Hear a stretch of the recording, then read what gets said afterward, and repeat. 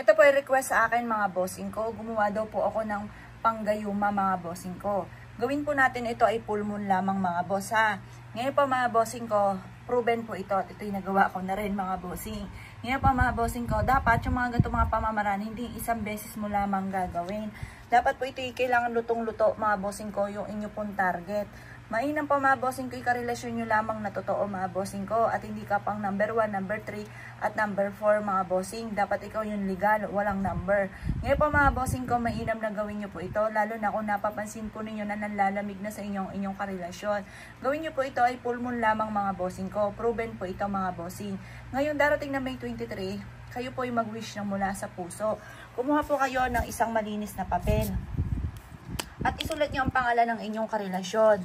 Ay di ngayon, isusulat ko po dito ang pangalan ng mister ko, Joel Pagyo. Ngayon pa mga bossing ko, i-wish nyo po dito kung ano yung gusto ninyo na mangyari. Halimbawa, ang inyong karelasyon na lalamig na sa inyo, sabihin nyo, ay manumbalik ang pagmamahalan ninyong dalawa. Pagkatapos, sabihin nyo po, halimbawa ganito,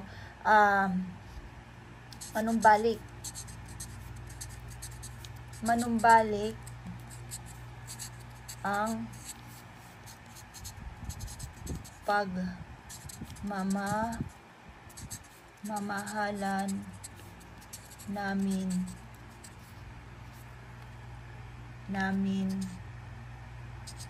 ng aking asawa at ako lagi ang kanyang iisipin at mamahalin.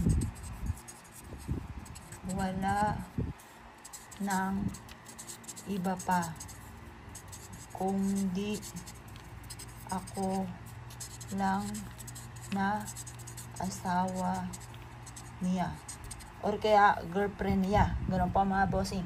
Tapos isusulat nyo po dito, bahala na po kayo, dagdagan nyo, habaan nyo po. Sulat nyo po dito ang inyong tunay na pangalan. Yan po mga boss.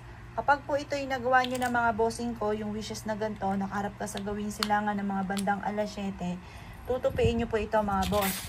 Yan. Kapag po ito'y natupiin nyo na, yan, tupiin po natin. Kapag po ito ay natupi na mga boss, ito po ay ilalagay natin sa tubig. Basta positive to lamang habang ginagawa niyo po ito. Walang imposible, lalo na kung ikaw po ay isa sa maraming hinanaing sa inyong karelasyon para siya ay magbago. Gawin niyo po ito. Lagyan niyo po siyang ganyan. Tapos ito po ibibilad natin sa liwanag ng sinag ng araw. Dapat nagre-reflect na ganyan yung araw ha. Yung liwanag mga boss para mabilis itong matupad. Isisikreto nyo lang ito. Walang kahit sino man ang nakakaalam dapat. Pagkatapos mga bossing ko, ilagay nyo ito sa ilalim ng inyo pong higaan. At pagkatapos mga bossing ko, sa loob ng 1 linggo, itapon nyo po ang papel, itapon nyo rin ang tubig, hugasan nyo po ito. At obserbahan mga bossing ko ang inyong karelasyon. At syempre, lagi nyo ibubulong sa inyo pong puso't isipan na ang karelasyon nyo inyo lamang at walang kahit sino man ang tao na mamahalin niya kundi kayo lamang. Bukod-tahin kayo lamang at wala nang iba pa. Ganun po mga boss. Isa po ito sa mga sikreto. Kaya kung kayo naniniwala at nais po itong gawin, ay siya mga boss. Good luck po sa inyo po lahat.